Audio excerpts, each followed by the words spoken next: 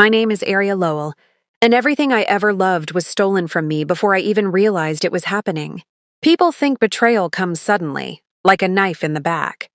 But mine came slowly, quietly, disguised as love, disguised as mentorship, disguised as family. And when the truth finally hit me, when I understood that the people I trusted most were building their success on the ashes of my life, something inside me snapped so hard I could feel the fracture in my bones. This is the story of how I destroyed them, completely, piece by rotten piece. The world knew them as the perfect couple. Elias and Marin Harrington, influential philanthropists. Power couple. The golden pair. But to me, they were the thieves who stole my future, my invention, my credit, and 5 years of my life. I was 22 when I met them, just a shy, brilliant kid fresh out of engineering school with a revolutionary design for a sustainable energy module that could cut electricity costs by 70%. No investor believed I could have built it, until Elias Harrington walked into my life with a smile that could charm marble statues. He told me he saw potential. He told me I was special, said he wanted to mentor me. And like an idiot starving for validation, I believed him. I didn't know then that he and Marin had already decided what they would take from me. They needed a young, naive mind. A genius no one would suspect. Someone they could drain, discard, and then step over on their rise to fame. And I was perfect. Of course I was perfect. I trusted them. I spent years in their home labs, developing my tech, refining it, testing it, building prototypes, attending conferences they claimed I wasn't ready to speak at. They always said, "We're doing this together." They always said, "Patience, Aria. Your time will come." They always said, "We're your family now." Family. The word tastes bitter now. I didn't know they were filing patents under their names. I didn't know they were telling investors. I was just an assistant. I didn't know. I was being quietly erased from my own creation. And I definitely didn't know that they planned to launch the module globally without even mentioning my name. I found out the truth on a rainy Tuesday morning, the day my life cracked open. I saw a news article.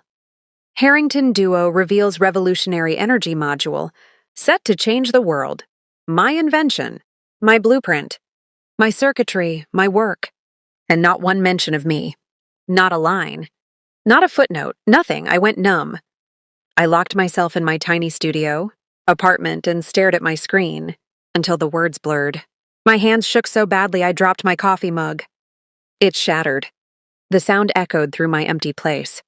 And suddenly the weight of 5 years pressed down on my chest so hard, I could barely breathe. I gave them everything. They left me nothing. I spent an hour crying and another hour wishing I could make them feel the same pain. And then something strange happened. I stopped crying. My hands stopped shaking. My breath steadied. My mind sharpened. It felt like a switch flipped inside me. A cold, powerful clarity. They thought they erased me. They thought I was powerless. They thought I would just disappear. But they forgot one thing.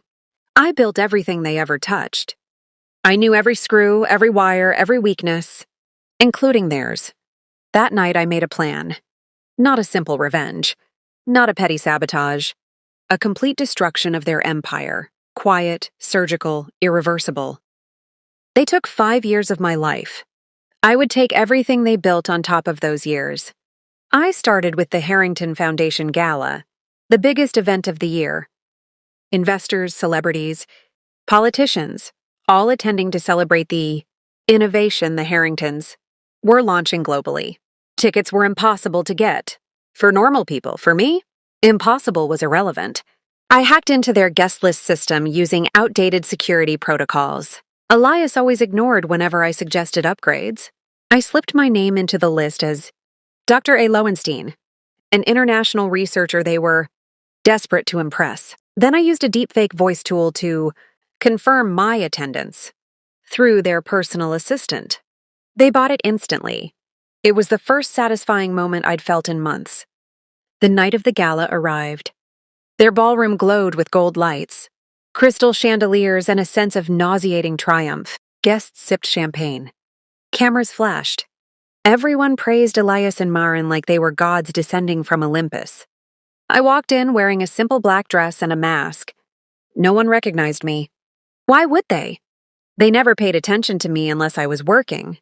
I observed them from across the room, Elias, shaking hands with billionaires, flashing that polished smile. Maren elegantly posing for photos, wearing a diamond necklace that could fund an entire college tuition. And then they unveiled it, the module, my module. Except they had repainted it silver and stamped the Harrington logo on it. The audacity was almost beautiful. But here's the thing, they didn't know I'd implemented a hidden failsafe in the prototype years ago. A diagnostic code, a vulnerability only I could trigger. Something harmless during development, but catastrophic if activated, at the wrong moment, or the right moment. They were about to demonstrate it live. The universe was handing me revenge on a silver platter. I waited for the exact second Elias began the speech. This invention will redefine energy as we know it. I pressed a hidden switch on my bracelet, a transmitter I built myself. The module flickered. Lights on the panel began flashing red. Sparks burst. Guests gasped. The power in the ballroom surged, then blacked out completely. Screams filled the room. Fire alarms blared. Cameras toppled. In the pitch darkness, the Harringtons' perfect world cracked. When the backup generators restored power, smoke curled from the module. Screens showed error codes and every news. Camera in the room had captured the failure. Their million-dollar unveiling had just become a global humiliation. I stood in the crowd, heart steady. This was step one. As security scrambled, Elias yelled at technicians. Maren tried to salvage PR, and investors whispered in horror. I slipped out quietly. The next morning, headlines exploded. Harrington energy collapse? Safety concerns shake tech launch. Is the module faulty? Sponsors panicked. Pre-orders froze. Stock plummeted. But I wasn't finished. No, not even close. Humiliation was just the appetizer. I had a full course of ruin planned. I spent the next 2 weeks preparing Phase 2 exposure. I gathered proof, emails showing they blocked me from meetings, drafts of my blueprints, timelines, messages where they manipulated me, recordings from security cameras, timestamps from development logs, deleted files I recovered using forensic tools. I created a digital archive so airtight no one could question its authenticity. Then I sent it anonymously to every tech journalist, every investor, and most importantly, Elias's biggest rival, Dr. Rowan Pierce. Rowan hated the Harringtons, and he loved two things: destroying competitors and uplifting underdogs. When he saw my documentation, he called it the biggest intellectual theft scandal of the decade. Within 24 hours, global news outlets released massive exposés. Young engineer erased from her own. Invention? Harringtons? Accused of exploiting prodigy for profit. Whistleblower? Evidence suggests fraud. The kata. Internet erupted. The Harringtons denied it. They cried on interviews. They claimed I was unstable, delusional, a former assistant seeking attention. But then journalists dug deeper. They found video after video of me working in their labs. They found internal memos mentioning my designs. They found witnesses. Their empire began to rot from the inside. Investors fled. Partners sued. Government agencies launched investigations. And still, I wasn't done. The final blow required precision, and I already had the knife sharpened. This is where part 1 ends. The world was already tearing the Harringtons apart. But destruction is never complete until you crush the foundation, the part people don't see, the part they think is untouchable. For Elias and Maren, that foundation was their finances. Their empire looked polished from outside, but I knew its blueprints. I built half the systems, myself back when I was naive enough to think I was part of their family. They used offshore accounts, shell companies, quiet transfers disguised as research grants. Everything to hide how much money they siphoned from the invention they stole from me. They never imagined someone like me would ever rise against them. But I remembered every password pattern Elias used, every recovery question Maren set, every loophole in their digital infrastructure they ignored because no one smart enough to exploit it would ever have access. Wrong! I was the ghost living in their walls, and ghosts know the places where the living forget to lock the doors. I slipped into their financial network without leaving a single footprint. Using their own authorization system, I quietly rerouted funds, millions, from their hidden accounts into government-monitored holding bins labeled as potential fraud. Investigations. That was the beauty of it. I didn't steal from them. I simply ensured the authorities noticed what they had been stealing from others. Within hours, federal alerts triggered. Investigators froze the Harringtons' accounts. Their lawyers panicked. The news broke. Financial fraud evidence. Found in Harrington. Records. Massive illegal transfers. Detected. Energy moguls under full audit. Aliases. Public meltdown. Caught on camera outside a courthouse was the moment I realized something important. He wasn't angry because he lost money. He was angry because he lost control. He wasn't a genius. He was a parasite. And with the host dying, the parasite was suffocating. Myron, on the other hand, tried to maintain grace. She gave calm interviews, smiled politely, pretended innocence. But behind closed doors, behind the walls where cameras didn't reach, she was unraveling. How do I know? Because I was watching. There were still cameras in the Harrington home system that they never bothered to update after I installed them years ago. Hidden cameras that fed into a cloud backup tied to an email they never found. I watched them fight. I watched them blame each other. I watched the perfect couple decay into something feral and desperate. Elias accused Marin of sabotaging him. Marin screamed that Elias never appreciated her intelligence. They threw objects. They hurled insults. They cried. They shattered, the way I had shattered when they stole my work. That should have been enough. But betrayal has a way of carving out a place inside you that demands more. Justice wasn't enough. Closure wasn't enough. I needed them to understand. Truly understand. So I sent each of them the same message from an untraceable account. Meet me tonight at the old lab. Come alone. It's time you heard the truth. Old lab, the one in the basement of their estate, was the place where everything started. The place where I spent nights, perfecting my module while they slept peacefully, upstairs in their luxury. The place they locked me out of the day they launched their invention without me. The place that still held the ghosts of my old self. I arrived early, wearing all black, blending into the shadows. The room smelled like dust and memories I'd rather burn. At midnight, Elias arrived first. He looked different, tired, older, defeated. "Who are you?" he demanded into the dark. When I stepped forward, the look on his face was priceless. Shock, recognition, a flicker of fear. "Aria, what are you doing here?" he whispered. I smiled, not kindly. "Finishing what you started." He tried to regain his composure. "Listen, whatever you think happened, I know exactly what happened," I cut in. "You stole my invention. You erased my name. You built your empire on my work. And now you act like you're the victim?" Elias clenched his jaw. "You didn't understand the business side. You weren't ready. We protected you. You used me," I said quietly. "And you thought I'd never fight back." He stepped closer, lowering his voice. "Look, Aria, let's talk.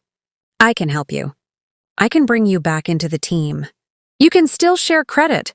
The desperation in his voice was almost pathetic. "Share credit for something that is already publicly proven to be mine?" I asked. "No, Elias, that time is over." Before he could speak again, the door opened. Marin stepped inside, eyes wide when she saw us. "Aria?" she breathed. Why would you call us here?" "I didn't call you," I said. "I called him." "You tricked us," Elias hissed at her. "No," I corrected. "I showed you who you truly are." They fell into accusations again, yelling across the room, breaking into the same toxic cycle I'd watched through the cameras. I let them fight, let their words bleed into the cold metal walls, because the truth is, they weren't fighting about me. They were fighting about the empire collapsing around them. When they finally stopped, panting, exhausted, I spoke. "You know what the world sees now? Two thieves losing everything. And the best part? I stepped forward. I didn't destroy you. They looked confused. You destroyed yourselves. Silence stretched between us, heavy, raw, then Marin's face twisted with sudden fury. You won't get away with this, she spat. We'll rebuild. We always rebuild. Not this time, I said. Because this time, every blueprint, every patent, every piece of evidence shows that the invention is mine, and the world believes it now. You have nothing left to rebuild with. Elias lunged toward me, maybe out of anger, maybe desperation, but I stepped back and hit the switch on my bracelet. The lights flickered. The old lab's security doors slammed shut. They were locked in, with me. What are you doing? Elias shouted. Ending this, I said. Once and for all. I didn't hurt them physically. Revenge isn't violence. Revenge is truth with a blade's edge. I activated the projector. A hologram lit up the room. Every clip, every saved file, every recording of them belittling me, exploiting me, taking credit for my work. Footage of Marin telling reporters I was just an assistant. Footage of Elias deleting my name from a patent file. Their own words. Their own crimes. And I made them watch. For 30 minutes, the room was filled with their betrayal played back at them with surgical precision. Marin sobbed. Elias sank against the wall, face pale. When the last clip ended, I stepped towards them. This is who you are, I said. And this is what the world will know forever. I unlocked the door. We're done. I walked out without looking back. Their cries echoed behind me, not cries of fear, but of realization. The perfect Harringtons were over, completely. Within a month, their foundation dissolved. Their investors sued them, their assets were seized, and they became a cautionary tale in every business school. Meanwhile, I was invited to speak at global conferences. My invention launched under my name alone. My career soared. But more importantly, I reclaimed my identity. Not the girl they manipulated. Not the genius they tried to erase. But the woman who took back her power with precision. People often ask if I regret destroying them. I don't. Because you can't destroy something already rotting. You just expose it to the light and let it collapse. They ended my life once. I simply ended their illusion.